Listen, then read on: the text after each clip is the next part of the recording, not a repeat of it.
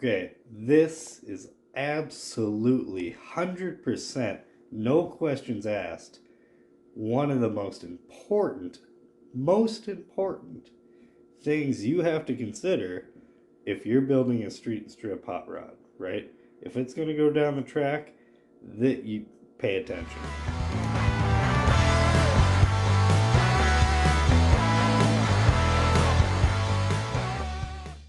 And here it is. This two things you got to take into consideration when you're building a street strip car, right? Going down the track, in order to make it go, right? Hook and book. This is what you got to do. This is what you got to focus on. And it's right here. Your center of mass, center of gravity, in relation to this right here, the center of rotation. Okay? Now we're just going to assume your center of mass is right around here. Now it's going to change depending on the vehicle, the makeup, how much weight's where you've stripped weight off, all the weight you're taking down off here, you strip the interior. This area is going to change, okay? For our demonstration to explain it, we're going to assume it's right around here, okay?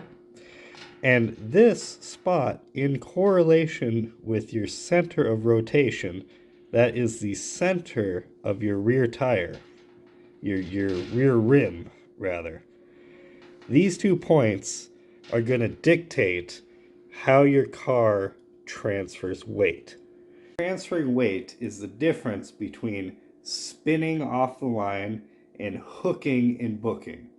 Okay? You want that weight transfer to come and plant your rear tires so they hook up to a certain power level. That's where the power levels come in.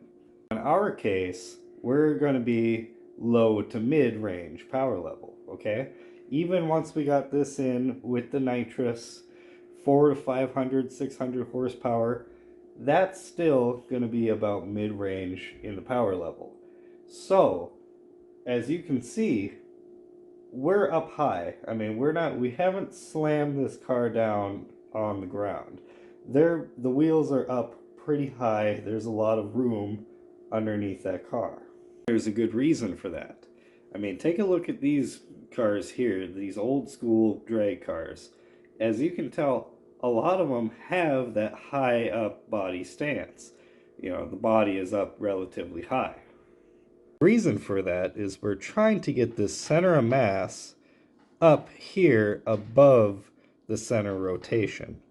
Now, why? What is that doing? As you're accelerating forward, there's 2 major forces at play. There is the momentum of the rear wheels, the rear axle assembly, pushing the rest of the car, okay? Because the wheels are spinning, and that's connected to leaf springs and everything else, which is pushing the body forward. The body doesn't want to move. This is forcing it to move, okay? And the second thing is that your actual ring and pinion gear, they're trying to climb up each other, okay? Let me give you an example. Nice part about having just parts lying around, right? So as this is rotating, right? As it's rotating, what's happening is this action is creating a force. It's creating a twisting force on the axle. This is trying to come up, and in turn, it's trying to lift the front of this up. So we have the rear pinion trying to lift the nose of the car up, well, this section of the body up, rather. And we have the body not wanting to move, but the wheels are pushing it forward. This creates weight transfer. That body, which is stationary, mind you, is getting acted on in 2 different ways, and it is literally moving, twisting, pulling all this weight back onto your rear wheels. Now, like I said, that's exactly what you want. You want all that weight transfer to come and plant your rear tires. But all those motions require power to do it. You have to have so much horsepower in order to turn the pinion and ring and push the car forward. The less amount of power you have, the more you rely on the higher center of gravity versus center of rotation. Because the higher your center of gravity is in relation to your center of rotation, the more leverage it has. Just like a wrench, right? The higher it is, the more leveraging back it is going to have, right? In relation here. And that's why we're having this higher body off the ground kind of look. That and I kind of like it better. And really, I want the front end to be just a bit higher with taller tires up front once I finally find my front runners. And it's the same reason gassers have that really high up nose stance, because they didn't make a lot of power relative to, the rest of the group. They needed all that weight transfer just to hook up and go. That, and they were running stick shifts, and it was very violent launches. I mean, you're dumping the clutch at 11 grand. You need all the weight transfer and grunt and plant you can get in order to make that thing go. That's all well and good, but here is where the important part happens.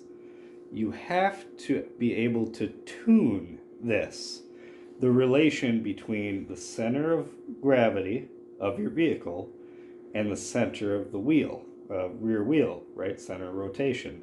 You have to tune that based on how much power your car has. If it doesn't have a lot of power, you need all the weight transfer you can get. But if you have the power and you have that high weight transfer, what happens? You wheelie, okay? Once you start wheeling, that's when you need to look at fine-tuning your center of gravity on your car. Because while wheelies look cool, they don't make you go faster. They actually make you go slower. Every time you pop a wheelie, what you are doing is you are giving away rotation that that tire could be using to get further down the track. For example, if you did not wheelie, you could have gone this far, but if you did wheelie, you only went that far because you used that extra space in order to lift the front of the car. Not only that, but lifting the whole front of the car takes a considerable amount of power to do as well. That lifting of the body is parasitic loss. You can think of it that way. It takes so many horsepowers to lift the car, and that horsepowers could have been used to go further instead of higher. Okay, I think we understand that, right? Is that making sense to you? I hope that makes sense to you. So here's how you fine-tune this. By moving the center of gravity down in relation to your center of rotation, you are losing leverage, leveraging that front end up. Because you got to imagine, this tire is trying to drive underneath the car, okay? This tire wants to go straight. It would drive underneath the car if it could. And in fact, that is what it's doing by doing a wheelie. So the further down you bring this in relation to your tire, the less ability it has to leverage that car up and to drive under it. Instead, it starts pushing it. But now, as you can clearly see, we don't have the weight transfer quite like we used to. So getting your rear tires planted, especially with the more, violent launches due to the extra horsepower you have, that's the tricky part. That's where things get more complicated. That's where you start adding ballasts and weight in certain areas and you tune your suspension slapper bars to try to slam the wheels down. That's the real science of drag racing right there. Going in a straight line is easy. Going in a straight line fast, that's the hard part. Now let's get into the extreme ends of things. You have high horsepower. We're talking top fuel, dragsters here, funny cars. How, what do they do in this situation? They go extreme. They have so much power, they cannot afford to have any, leveraging act placed upon here. Otherwise, they're just gonna, roll the car over.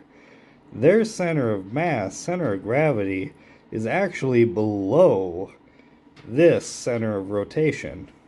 Okay? That's how a top fuel dragster does it, or a funny car. Now, what's that doing?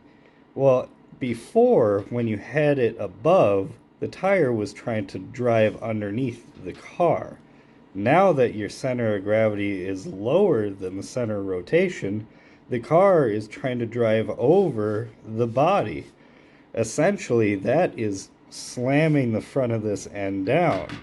That's why they don't just automatically wheelie, because they have enough power to actually drive over their center of mass, keeping their front end down.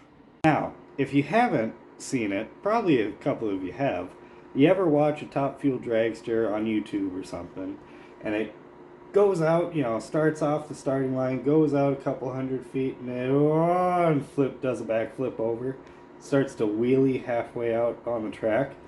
That's because that car was down on power. It was hurt. It wasn't making enough power to drive over its own center of mass. Because remember that second force acting upon it on the pinion, the ring and pinion, is trying to leverage the car up, remember? So it's a balancing act between this trying to leverage up, rear trying to drive over the center of mass. If you don't have enough power to do this, and it starts to do this, that's when you see them going out. It's not because they had too much power, it's because they didn't have enough. Now, earlier I talked about adding ballast to a car, adding weight, essentially, which is another tuning element in order to shift and move that mass center of gravity. You can add weight to places to shift this around, right? And also just adding weight in order to get more weight on the rear or more weight on the front to help it keep it from coming up or to help plant the tires. Adding weight can be done to do a lot of different things. But where you do it is extremely important too. And sometimes it's not always intuitive exactly what is happening when you put certain weight certain places. For example, with the Mustang, the Iron Horse, we're going to take the battery out of the front here and move it into the back here. We're going to move it right up on top of this. If you ever see in the back of the Mustangs, they have this hump right here, right behind the rear seat. That's where we're going to put that battery on this side, because this tire is the one that always wants to unload and spin. This is the most traction limited out of the two of them. Now, the reason we're going to put it right here instead of putting it way back here, because you would think if you put it back here, that would give you more leverage pushing down on this tire. Unfortunately, putting it back here isn't going to really aid in that regard, but it will hurt in weight transfer. Okay, now I know this seems extremely counterintuitive to what you would first think. You would think putting weight way back here would help aid in the weight transfer instead of hinder it. Well, you got to realize there's Newton's law, right? A body at rest wants to stay at rest, a body in motion wants to stay in motion. Now, while all this weight up here, your center of rotation is trying to drive under, right?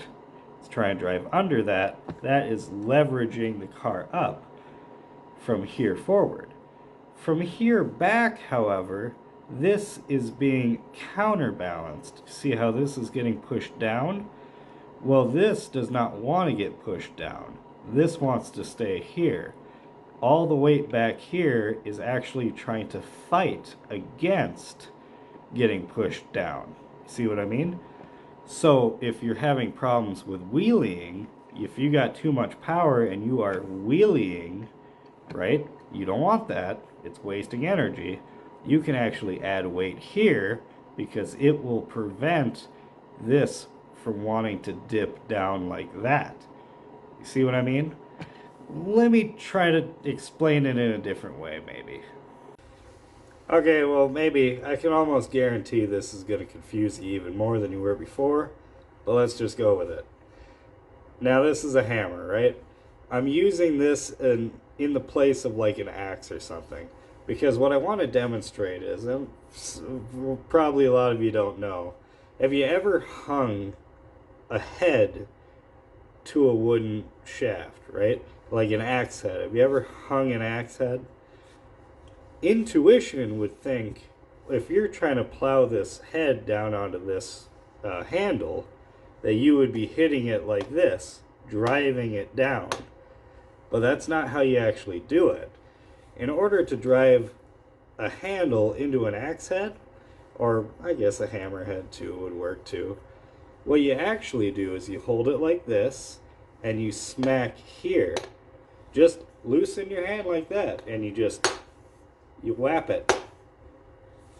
Letting it slide through your fingers, but not enough to hit the floor. You hit it hard. You know why?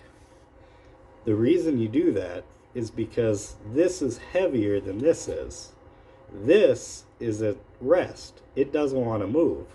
So every time you whap it like that in your hand and you let it slide, you are essentially driving this into here, because this shock is getting forced into the head. Does that make any sense at all? Am I confusing people right now? I feel like I'm confusing you. But this is the same reason putting ballast all the way at the rear of the car is counterproductive in weight transfer, because this doesn't want to move. It is avoiding the weight from getting transferred, not helping it. Yeah, I have to have a better way of demonstrating this, surely, somewhere. Oh, actually, the hammer will work just fine for this demonstration, after all. Actually, I don't know if you can see that. You see that white line? Just that little bit of smacking actually drove this handle further down on the head. So, case proven here. But we'll do it this way too, right?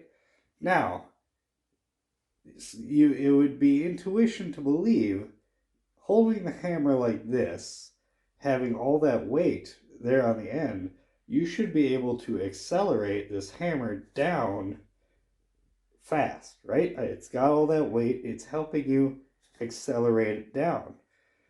But if you turn the hammer around like this, you will quickly realize you can accelerate the hammer down faster with the lighter end than you can with the heavier end, even though all that weight should be helping leverage it down. The weight doesn't want to move, that's why. Which is exactly why we're putting the battery here on the car instead of here on the car. See what I mean? So that's it. That's the key right there. You have to fine tune those two elements in order to match the power output you're going to be having. And really, the best judge of that is whether or not you're doing a wheelie. You don't want to do a wheelie. You want the front tires just barely about an inch off. It's about perfect. An inch off the ground, and you're okay with that. Anything more than that, and now you're just wasting energy and wasting, effort trying to get down the track. Where you could be pushing, now you're raising. See?